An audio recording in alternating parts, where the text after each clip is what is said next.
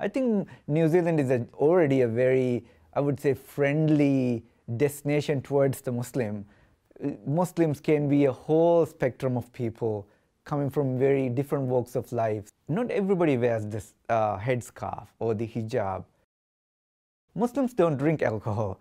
We have comfortable people, drinking beer, for example, on the same tour bus as us. We're not drinking it, they're drinking it. And I think we are accommodating and we are acceptable, accepting other faiths. I think it's just that how we are perceived can be quite misleading, I would say. Sometimes when you go to hotels, they can offer you champagne as a welcome drink. Be mindful of they will not drink. So just knowing the little nuances that actually comes with, serving the Muslim population is all that needs.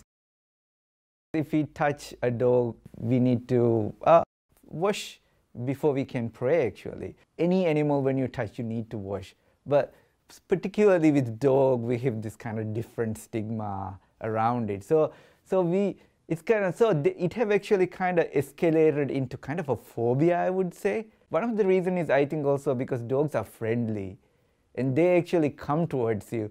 Ideally, we would like not to be in a situation where we are in close contacts with dogs.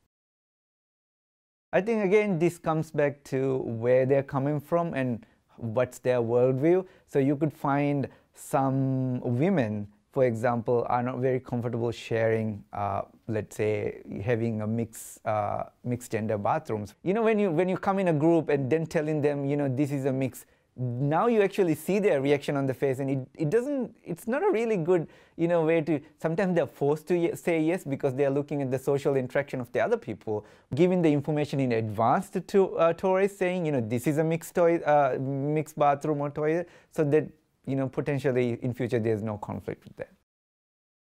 If you have somebody who's actually going to, let's say, bungee jump, tell them, inform them the process of, let's say, put in the harness, I need to touch your shoulder or I need to touch your head, and then giving them the choice, will you be comfortable me doing it, or do you want a woman to actually help you with that? Halal food means there's a specific way of actually slaughtering the animals that we eat. For a restaurant, for example, I think it's really important to identify, maybe with them, or they could even have a different menu, for example.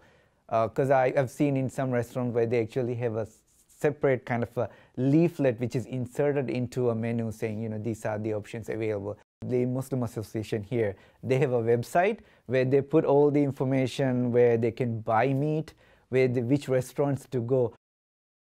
When tourists actually go to restaurants, some of them actually, that's like a resting kind of a stop.